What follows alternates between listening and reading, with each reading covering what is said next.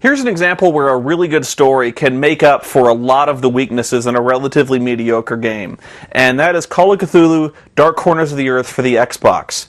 This is actually one of my personal favorites, and it's one of those games that I really shouldn't like because there are a number of design flaws.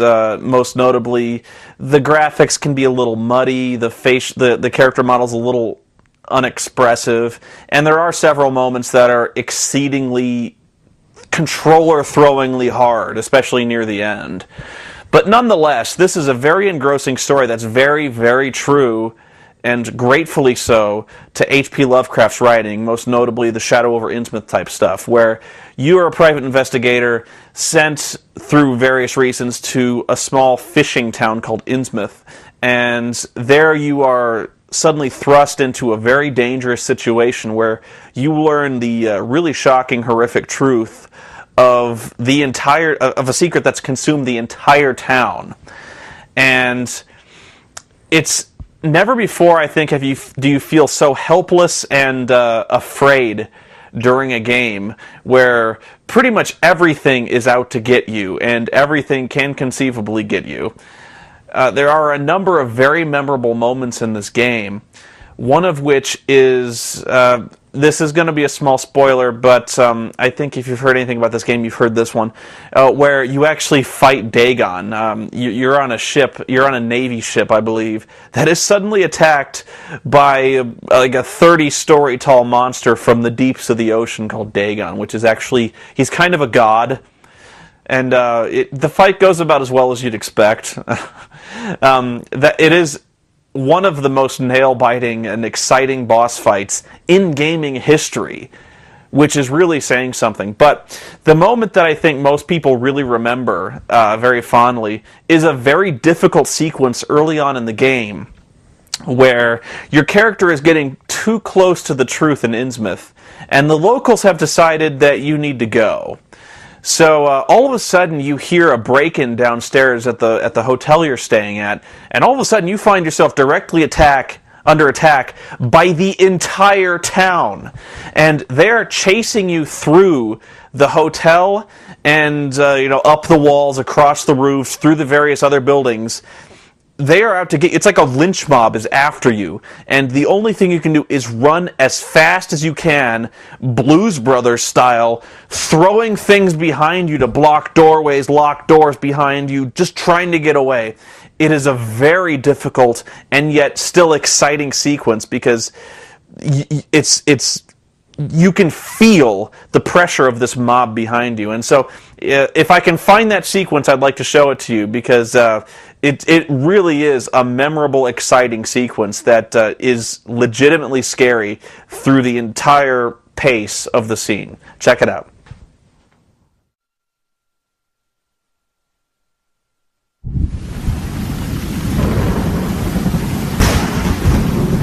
Now, at my end, I can fully see. My last case opened in me a new fear, a real fear, a fear of myself, of what I am, and of what I've always been. All that I was is now lost. Hope, purpose, pleasure, all meaningless. I now walk in the shadows between worlds, and it is there I have finally glimpsed upon what lives in the dark corners of the earth.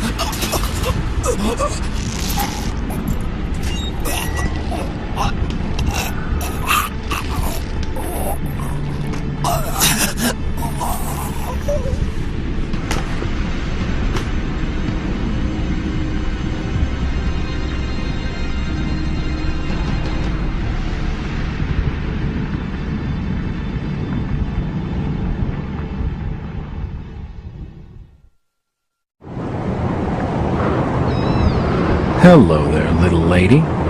Hi, sir. Are your parents at home? Daddy's at work and Mommy's upstairs in the attic. She's been bad. I see. So, what's your name, little lady? Ramona? Well, Ramona, could you get your mommy for me? Nope.